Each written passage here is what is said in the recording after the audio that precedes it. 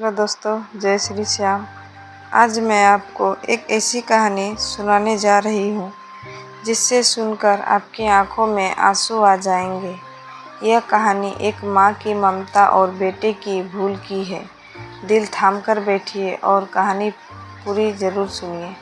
यह कहानी है एक छोटे से गांव की, भारत के किसी कोने में बसी, जहाँ एक बूढ़ी माँ सरस्वती रहती थी। उसका एक एकलौता बेटा था जिसका नाम अमन था। अमन के पिता का साया उसके सर से बचपन में उठ गया था।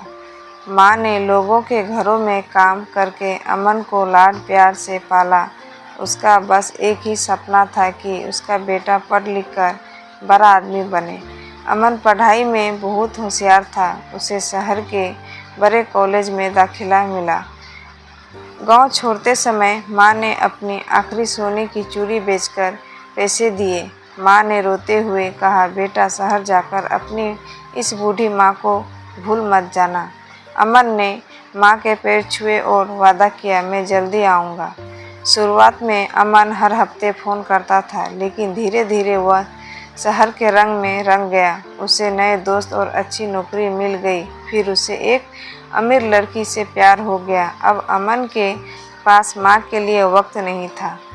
माँ हर दिन डाकघर के बाहर बैठती थी, उस आस में कि बेटा की कोई चिट्ठी आएगी। इसी तरह वक्त बीतता गया और 3 साल तक अमन एक बार भी गाँव नहीं आया।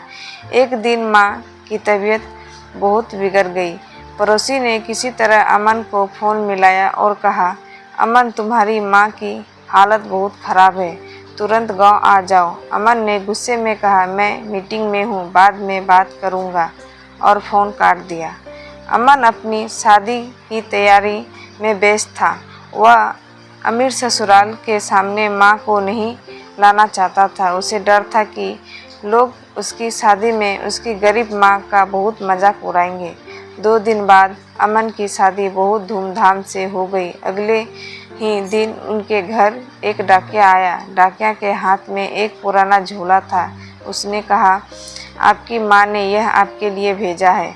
झोले के अंदर वही सोने की चूड़ियाँ थीं जिसे माँ ने रात दिन मेहनत करके वापस खरीदा था। साथ में एक धुंधली सी चिट्ठी थी जिस पर आंसुओं के सूखे दाग बने थे। चिट्ठी में लिखा था, मेरे प्यारे बेटे, तुम हमेशा बहुत खुश रहो। मुझे पता है तुम बहुत बड़े आदमी बन गए हो। मैं तुम्हारे शादी में इसलिए नहीं आ पाई क्योंकि मेरे पास अच्छे कपड़े नहीं थे। मैं तुम्हें वहाँ शर्मिंदा नहीं करना चाहती थी। यह चूड़ी मैंने पेट काट कर दोबारा खरीदी है। इसे अपनी सुंदर दुल्हन को पहना देना। अगर ज़िंदगी में कभी भी मेरी याद आई तो अपनी इस बूढ़ी माँ को दिल से माफ़ कर देना। चिट्ठी पढ़ते ही अमन को पैरों तले ज़मीन खिसक गई। उसकी आंखों में आंसू का सैलाब बहने लगा। वह अपनी नई दुल्हन को छोड़कर तुरंत गांव भागा। जब पहुंचा तो झोपड़ी के बाहर भीड़ थी। वहां सफ़ेद कफन में लिपटी माँ की लाश थी। अमन पैरों में गिरकर चीखकर रोने लगा, माँ, मुझे माफ़ कर दो, मैं आ गया माँ। लेकिन ममता की मूरत हमेशा के लिए सो चुकी थी। पड़ोसी ने कहा, बेटा, वो अपनी आखिरी सांस तक सिर्फ तुम्हारे ही नाम पुकार रही थी।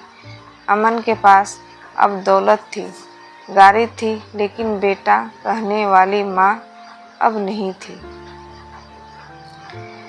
सीख, माता पिता का प्यार अनमोल है। दुनिया की किसी खुशी के लिए उन्हें मत छोड़िए। दोस्तों, अगर आपको कहानी पसंद आई हो तो वीडियो को लाइक और शेयर ज़रूर करें। ऐसी ही कहानी के लिए मेरे चैनल को सब्सक्राइब ज़रूर करें। धन्यवाद। राधे राधे। जय श्री श्याम।